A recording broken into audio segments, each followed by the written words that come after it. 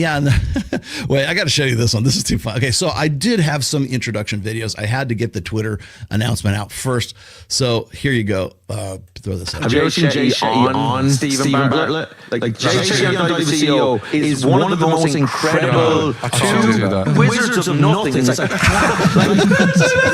like Wizards of Nothing. It's incredible.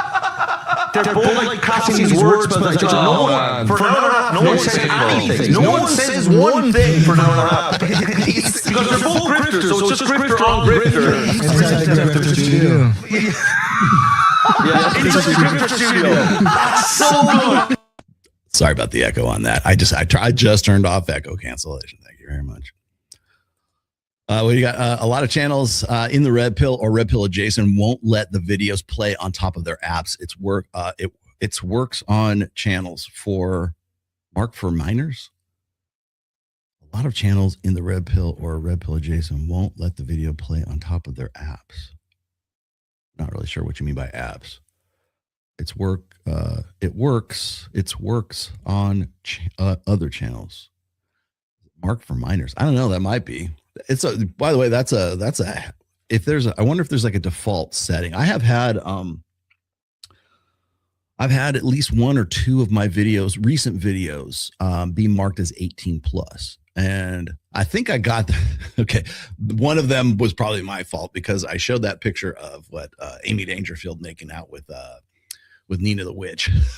Okay. So maybe you could misconstrue that. I changed the thumbnail since then. But there was nothing that was adult 18 and over. There was nothing R-rated about my show. But I do understand what you're saying. There is that's one way that that YouTube can like justifiably like choke and ratio the Red Pill, because then we don't want our underage boys. We don't want our 13-year-old boys listening to Rollo or Tate or Myron or any of these other guys. So therefore, we're going to have to go and make all of those videos 18 and older, right? That's one way they can do that. It's a possibility that they could change their terms of service. So that's the way, or it's just simply at the default, right? I've had to go in and change, for adults or not for adults on there. But yeah. Let's see.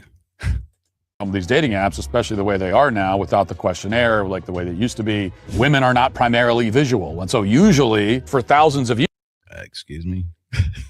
Years, if you were a man and you wanted to attract a woman, being physically attractive would help. That was one thing that you could use to try to attract a woman.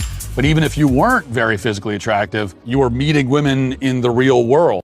Yeah, God bless Matt Walsh for this, because I usually lock horns with Matt. Okay, Matt is sometimes he's not my favorite person, but I think by inch or by mile, he is gradually becoming more and more Red Pill. They'll never acknowledge it. What's funny is like all of these people who jump into Red Pill or Red Pill adjacent topics, however you want to call it, like all these people, they can't get away from it. Like guys like Rob Henderson can't, like the stuff I'm listening to, like him talking about. He can be as anti-manosphere as he wants, but then when he goes and he talks about like evolutionary psychology and intersexual dynamics and stuff like that, it is a very, very Red Pill, a very Red Pill.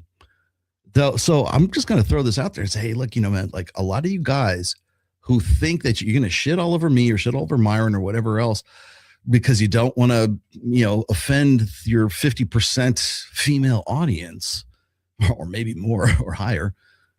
You're way more Red Pill and way more manosphere than you think you are. You're not anti-manosphere, especially not. I use Rob Henderson's data sets all the time. He just interprets them in a different way, or he just comes to different conclusions as a result, because they have to be something that is, flattering to women. But what I love about Matt in this is that not only does he, and he's right about this, not only does he hit on the uselessness of modern dating apps, but he has to sneak in the looks maxing topic inside of there. You got to throw a few clips of clavicular in there. And should I make the announcement about clavicular? Anyway, I'll let him finish. And so things like your personality could come into play very quickly. If you meet someone and you're able to talk to them and be conversational and you're funny, you get a chance to sort of use those skills. And so I mean, the pickup artists were right, Matt? Use those facets of your personality to attract a mate. So going out and actually making approaches is that what you're suggesting here? Because I'm going to tell you right now from the rip here, sounds very red pill. Sounds very well PUA for sure. Go out and meet people. Oh, you like that? Here you go. Have you ever had a dream? No, that's not the one. Here you go. That's all you got to do. That's all I have to put on there. When Sartain was stating stats, he said if all average men became above average, that would be the new average, right? It confirmed to me that the red pill works on the micro, but on the macro level, only 1 to 20% can win either. Okay, so yeah, I mean it's a paradox of the law of averages, right? If everybody's alpha, then nobody is, right? Remember syndrome in The Incredibles, like when everybody's super, no, right? So once you have democratized a certain thing, then anybody can do it.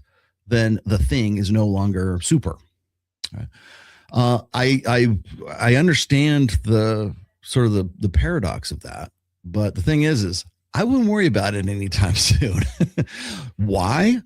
Well, I was at Babes in Toyland on Friday, and there is a high concentration of very beautiful, very hot women. I don't care what your opinion is on Vegas chicks. These are chicks that you would like. You will be you probably have stroked off to when you were a kid watching porn or some shit like that. Trust me.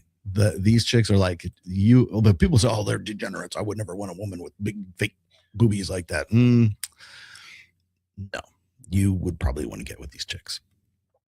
And even if you didn't, the modern church is now trying to get you to go to church by using women in sundresses. Come to our church. Right? It's all marketing. So like whatever you think is normal, whatever. The thing, my point is this, is there's no guys there. Well, not no guys, but like there's probably, I want to say it's like a 3-to-1 ratio. And this is a big event. There's a lot of people there. And it was a lot of fun too, by the way. But yeah, I mean, there's and yeah, you and me both, brother. You and me both. You're gonna leave Vegas? Not anytime soon. Yeah, I have no problem with cosmetic enhancements for men or women, for that matter. By the way, and maybe I should back that up a little bit. I don't like the big gigantic duck lips. Like what the fuck? Like really? Like who? Like I don't know any dude that finds that attractive. Like when it's like they look like a Bratz doll. You can't see their nose because their lips are so inflated. Like, yeah, I don't get that.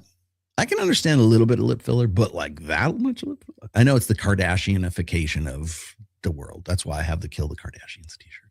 Thank you, Gary Holt.